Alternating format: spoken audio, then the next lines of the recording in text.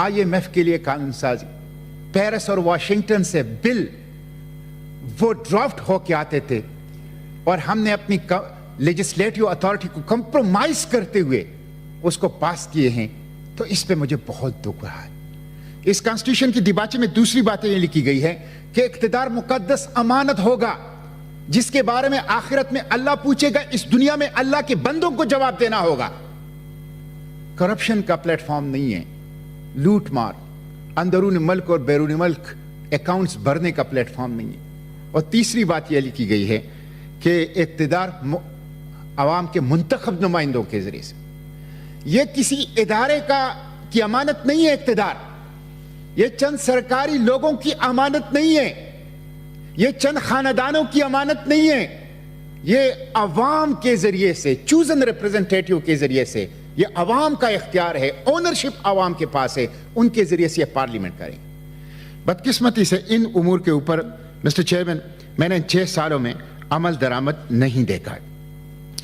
میں نے اپنے صوبے کی حقوق کی بات کی یہاں، خصوصاً خیبر پختونخوا جو وسائل سے بھرپور ہے اور دستور نے ان کو اختیار دیا ہے لیکن وفاق نہیں دیا، اور جس کی وجہ سے وہاں پہ غربت ہے۔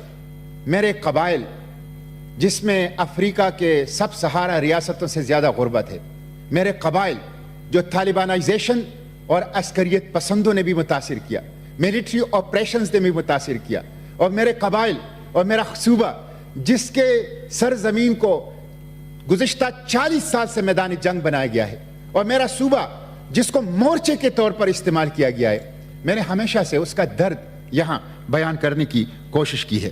مسٹر چیئرمین، مجھے دکھ ہے کہ میں باوجود کوشش کے اپنے صوبے کی وہ جو مالیاتی حقوق ہیں وہ نہیں دلا سکا۔ میں آج بھی یہ کہتا ہوں، یہ اپر ہاؤس ہے اور ہاؤس آف دا فیڈریشن ہے، صوبوں کو حقوق دو تو پاکستان مضبوط ہوگا، آئینی حقوق دو، مالیاتی حقوق دو، سیاسی حقوق دو جو اس دستور نے دیے ہیں۔ اور 18ویں ترمیم کا میں نے یہاں پہ دفاع کیا۔ 18ویں ترمیم مضبوط وفاق کی ضرورت ہے، 18ویں ترمیم خوشحال فیڈریٹنگ یونٹ کی ضرورت ہے۔ میں نے ہمیشہ سے 18ویں ترمیم کی گزشتہ 6 سال میں یہاں پہ دفاع کیا ہے۔ مجھے دکھ ہے مسٹر چیئرمین کہ میں سود کے خلاف جدوجہد کر سکا۔ 9,500 ارب روپے میں 4,100 ارب روپے پاکستانی عوام کی محنت کا بجٹ کا سود میں جاتے ہیں۔ مجھے دکھ ہے کہ میں سود ختم نہیں کر سکا۔ 2.5 کروڑ لوگ شراب پیتے ہیں، ام الخبائث ہیں، میں اس کے خلاف قانون سازی لے آیا، لیکن مجھے دکھ ہے کہ میں وہ قانون سازی منظور نہیں کر سکا۔ Mister chairman, State Bank of Pakistan ہمارا ایسٹ ہے، میں نے بھرپور کوشش کی کہ وہ IMF کے حوالے نہ ہو جائے، اس وقت اس کے اوپر کسی کا اختیار نہیں ہے، میں اس کو نہیں بچا سکا۔ مسٹر چیئرمین، آرمی چیف کی توسیع میں کھڑا رہا یہاں، میں نے یہاں احتجاج کیا کہ آرمی چیف کی توسیع سیاست کو کمزور کرے گا، پارلیمنٹ کو کمزور کرے گا، عام فورسز کو ڈریگ کرے گا پالیٹکس کے اندر۔ میں اس توسیع کو باوجود کوشش اور احتجاج کے روک نہیں سکا۔ مسٹر چیئرمین، ٹرانسجنڈر ایکٹ شرمناک ایکٹ ہے، چیلنج ہے ہماری اقدار کے لیے، چیلنج ہے ہماری روایات کے لیے، شرم و حیا کے لیے۔ میں اس کو تبدیل نہیں کر سکا باوجود کوشش کے۔ مسٹر چیئرمین، ریپ کے ملزم، ریپ بہت بڑا خطرہ ہے ہمارے بچوں کے لیے۔ میں پبلک ہینگنگ ان درندوں کے لیے اس کا قانون یہاں سے منظور نہیں کر سکا۔ مسنگ پرسنز، ابھی عثمان زئی جرگہ کو 30 مسنگ پرسنز حوالے کیے گئے وزیرستان میں، پتہ ہے کتنے سالوں کے بعد؟ 7 سالوں کے بعد۔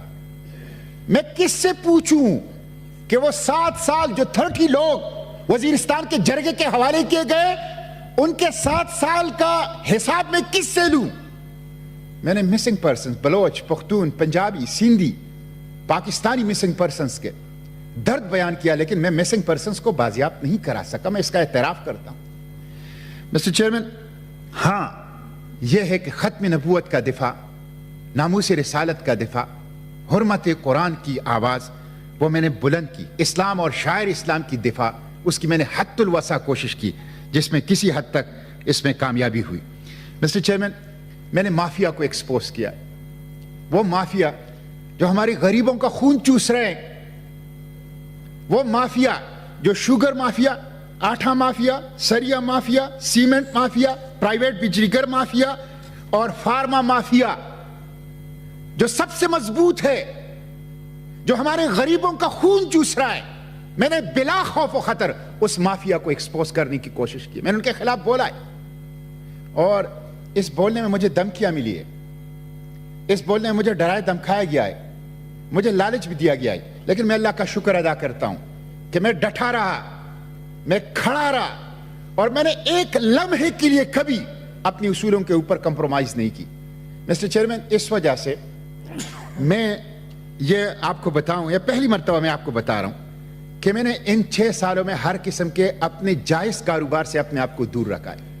मैंने कोई प्लाट नहीं लिया, कोई परमिट नहीं लिया, कोई ठेका नहीं लिया, कोई टैक्स इवेजन नहीं की। मैं आज आप इस हाउस के तवस्सुत से अपने पूरे मालियाती मामलात को एहतिसाब के लिए पेश करता हूं। मैंने अल्लाह के हुजूर जवाबदेही के सोच से अपने मालियाती मामलात को मेंटेन किया है। जब आप अल्लाह के हुजूर अपनी जवाबदेही के सोच से मालियाती मामलात को मेंटेन करते हैं, दुनिया के इदारे पर उसमें कोई कमजोरी नहीं पा सकते। तो मैं आज अपनी मालियाती मामलात को अपने एहतिसाब के लिए पेश करता हूं। मिस्टर चेयरमैन, मैं जायज कारोबार से दूर रहा और अब जब मैं सेनेट से रिटायर हो रहा हूं तो कम से कम मुझे ये आजादी होगी कि मैं कारोबार कर सकूंगा, कोई बिजनेस कर सकूंगा। और ये मैंने इसलिए किया, ये जायज काम था कि कम से कम वो मेरे यहां सेनेट की कारकर्दगी में रुकावट ना बनी। तो मिस्टर चेयरमैन, मैंने ये काम किया है। मैं आखिर में अपनी गुफ्तगू समेटते हुए चंद बातें मसाइल के हल की तरफ करूंगा। एक चीज तो यह है मिस्टर चेयरमैन कि सबसे पहली चीज यह है कि अगर हम पाकिस्तान को ट्रैक पे लाना चाहते हैं तो सिविलियन सुप्रीमेसी इस कानून कॉन्स्टिट्यूशन के मुताबिक सिविलियन सुप्रीमेसी नहीं है। कोर कमांडर कॉन्फ्रेंस ने अभी कल परसों प्रेस रिलीज जारी किया कि हमारा इलेक्शन में कोई काम नहीं था। यह 21वीं सदी का सबसे बड़ा मजाक था। प्रेस रिलीज से वजाहतें ना करो, इकदामात से वजाहतें करो, अपने अमल से सबूत दो कि आपका इलेक्शन और पॉलिटिक्स में कोई काम नहीं है, तब अवाम मानेंगे। इसलिए मिस्टर चेयरमैन, सिविलियन सुप्रीमेसी बुनियाद है। जब एक साबिक वजीर साहब कहते हैं कि जनरल बाजवा और जनरल फैज पार्लियामेंट से कानून साजी करवाते हैं, 22 ग्रेड और 21 ग्रेड का अफसर पार्लियामेंट को उठाता और बिठाता है, तो मिस्टर चेयरमैन इस कॉन्स्टिट्यूशन के मुताबिक कहां सिविलियन सुप्रीमेसी है? यह बात याद रखें, जब तक इस बाबाए कौम के विजन के मुताबिक ट्रू डेमोक्रेसी नहीं होगी, हाइब्रिड डेमोक्रेसी होगी और सिविलियन सुप्रीमेसी नहीं आएगी, कभी माशी मसाइल हल नहीं हो सकते, कभी सियासी मसाइल हल नहीं हो सकते, कभी पाकिस्तान ये मुल्कों की बिरादरी में सर उठा के नहीं चल सकता। बुनियाद है पाकिस्तान की बका का सिविलियन सुप्रीमेसी। पाकिस्तान की फौज पाकिस्तान की सालिमियत के लिए जरूरी है, पाकिस्तान के इंटेलिजेंस एजेंसियां पाकिस्तान की सालिमियत के लिए जरूरी है, तहफ्फुज़ और दिफा के लिए जरूरी है। उस तनाजुर में हमें उससे प्यार है, लेकिन सियासत और इंतखाबात के मामलात में मुदाखलत ये हलफ से भी खिलाफ वर्जी है, दस्तूर की भी खिलाफ वर्जी है और पाकिस्तान के साथ कोई नेकी नहीं है। इसलिए उसके हवाले से हम तनकीद करते रहेंगे।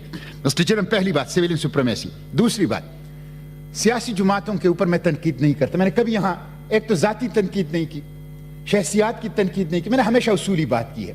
किसी की सख्त बात भी हुई है तो मैंने उसको बर्दाश्त किया है और अपनी मर्जी के साथ ये मैंने अपना फैसला लिया है कि इस इलेक्शन से मैं विड्रॉ हो रहा हूँ। असलम साहब, आप कुछ